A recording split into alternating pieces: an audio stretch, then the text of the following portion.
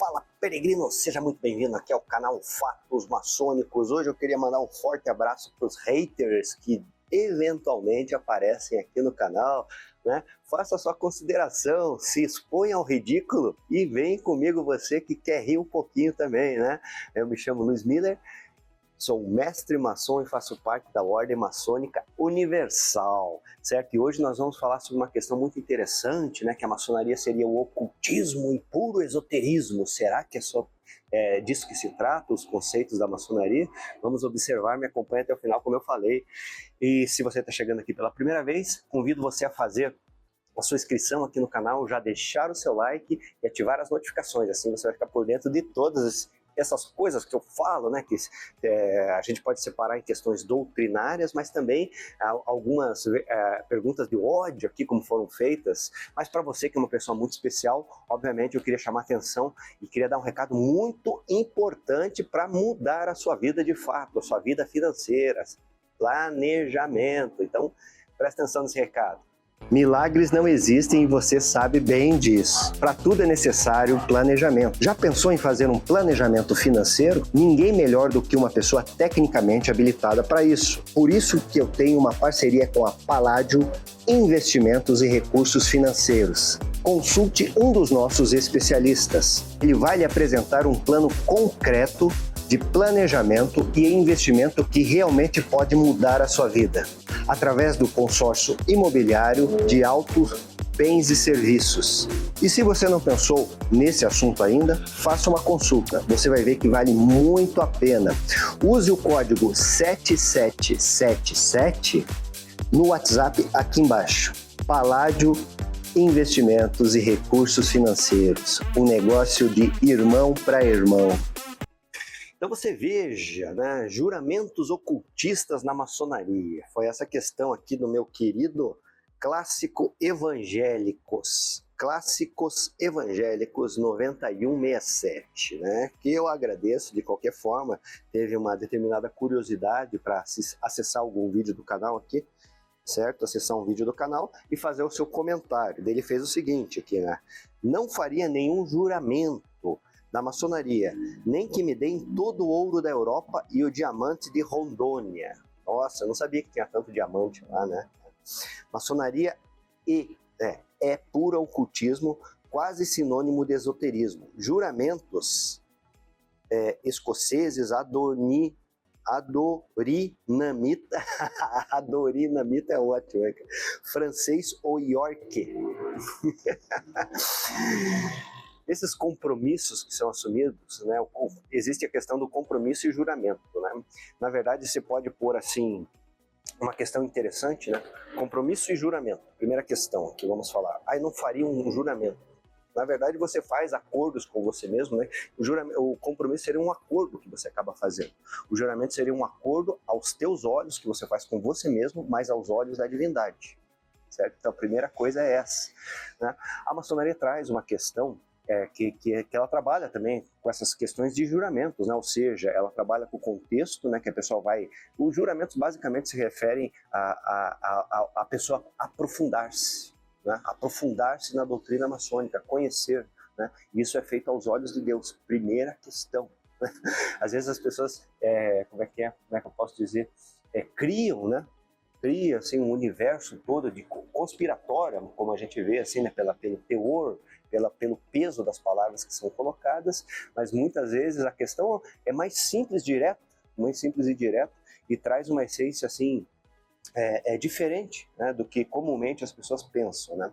Então essa é a primeira questão. A questão é o compromisso, né? A maçonaria ela traz muito nos seus graus a questão do compromisso de profundidade, de uma busca objetiva, né, de valores e de virtudes, como eu sempre falo aqui no canal Fatos Maçônicos, né? Ela utiliza uma série de metáforas, ritos e mitos para a pessoa alcançar a sua essência, buscar atualizar assim, os seus defeitos, né? Criar valores e virtudes e estancar ou eliminar os vícios. Esse é um conceito, né? E fala justamente através dessas metáforas, certo? Fala através de metáforas. Então você acaba assumindo um compromisso, um juramento com você mesmo, né? Não é nada assim. Primeira questão. A outra questão que ele falou é puro ocultismo e sinônimo de esoterismo.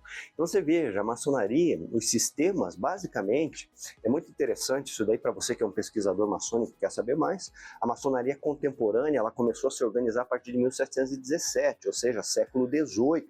Né, e eu sempre faço assim umas associações, né, que estruturalmente, né, a questão da estrutura que nós vemos, ela pertence muito à Inglaterra. Então a Inglaterra é muito culpada, né, no melhor dos sentidos da palavra, ou responsável, né, talvez seja o termo mais correto, responsável por essa estruturação que nós temos, e é de fato muito boa, né, e foi aceita pelas outras organizações maçônicas, né, e naquele momento, em 1725, 26, né, acabou indo lá nesse formato mais estruturado para a França, e lá ela descobriu sua essência espiritual. Então, isso que eu digo, né? A maçonaria inglesa tem toda a questão estrutural, né? A questão aristocrática, que envolve lá também a aristocracia, a coroa inglesa também, né? Que é muito próximo, né? Muitos nobres, o grão-mestre da maçonaria, ele é um nobre lá na Inglaterra, certo? Mas a maçonaria francesa, ela traz toda essa questão dos valores, né? Dos valores e da herança espiritual da maçonaria. Então isso é uma coisa clara e é muito fácil de se constatar através somente da história e da antropologia da maçonaria, certo? O ocultismo que você se refere, que você está fazendo uma confusão, né? Porque o ocultismo seria, basicamente, na verdade, aqueles continuadores do Eliphas Levi Zahed.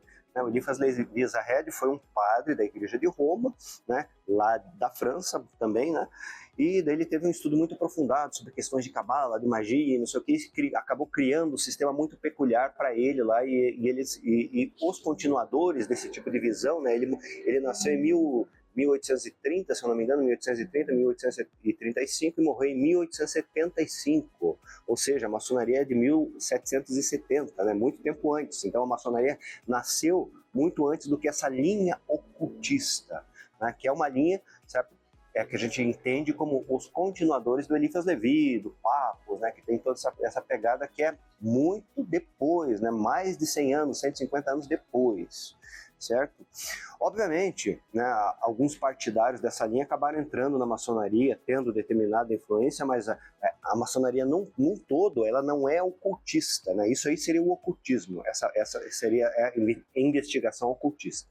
E o esoterismo, classificado os evangélicos, eles se referem a uma questão muito interessante, né? O esoterismo seria uma série de doutrinas trazidas para um determinado estamento, né? Um pequeno grupo que vai receber determinada doutrina que é específica, né? No caso da maçonaria, acontece isso. E o esoterismo em si, ele seria justamente essa questão doutrinária e a pessoa agregar isso daí é um nível de consciência. Só que detalhe é o seguinte, o nível de consciência esotérico é quando a pessoa já alcança um nível muito mais alto e ela consegue, na verdade, decodificar todo o simbolismo, todos os mitos, ritos que envolvem, por exemplo, falando de maçonaria, mas ela consegue ter uma visão muito mais ampla das coisas, certo? E ela observa, na verdade, que isso daí é um conceito tradicional que eu estou falando, né, que é a tradição, né, se expressando daquela determinada forma. Para quem não sabe do que eu estou falando, né, assista alguns vídeos que eu falo da questão da tradição dentro da maçonaria, que tem bastante, né? Se você procurar aí no canal, você vai ver, certo? Nos meus livros também, lá no meu site, luismiller.com.br, porque eu enxergo as coisas através dessa perspectiva. Então, a tradição, ela acaba se manifestando, né, justamente nas correntes, né? Então você pega assim, você tem basicamente 3 correntes, né? Você pode pôr a tradição como se fosse uma espécie de um guarda-chuva. Daí você tem as linhas metafísicas, né? Que o objetivo é buscar a iluminação, como o budismo tradicional, por exemplo. Daí você tem as linhas religiosas, todas tradicionais, obviamente, certo? A Igreja Católica de Roma, que tem por objetivo religar, encontrar com a divindade, estar próximo da divindade, encontrar a felicidade, como dizia o Santo Agostinho, a verdadeira felicidade é estar próximo da divindade. Ele falava isso daí, né? Um tom até poético, né? E a maçonaria tem por objetivo encontrar a verdadeira essência para, a fim de conhecer assim a sua essência, que é a essência espiritual, você conseguir atualizar a sua potencialidade aqui no mundo material. Então, são objetivos que, se você perceber, são bem distintos. né? São bem distintos. A maçonaria não é iluminação, não é uma religação com uma divindade, né? E se você olhar de forma assim, bem pormenorizada cada um desses sistemas, dessas correntes que se apresentam, você vai ver as diferenças, que são muitas e muitas. E tem aqui no canal farto material a respeito dessa questão.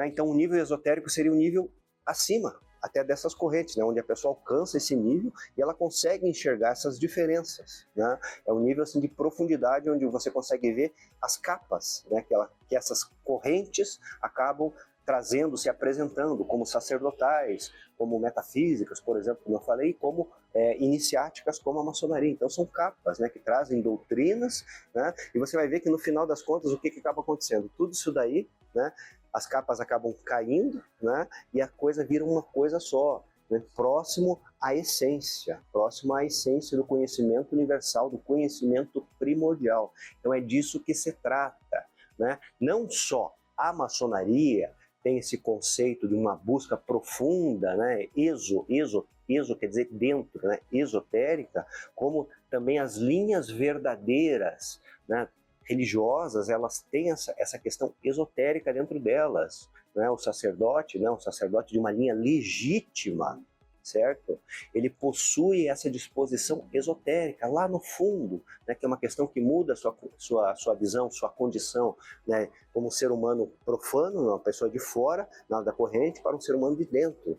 Se a sua corrente não possui isso daí, e se diz religião, por exemplo, né? Você deveria reavaliar, né? Estudar um pouquinho com mais profundidade, podemos pôr assim, um pouquinho é só uma ironia socrática, deve se estudar com bastante profundidade para entender isso daí, porque justamente é um contraste que é trazido em algumas linhas pseudo-religiosas ou pseudo-metafísicas ou até pseudo-iniciáticas. Então tem que se tomar um cuidado, né? Porque isso daí leva a um caminho de degeneração, um caminho degenerativo, certo? Perda de tempo, basicamente, trocando em miúdos. Espero que tenha compreendido a questão fundamental, catedrática, que foi colocada aqui dentro desse vídeo, né?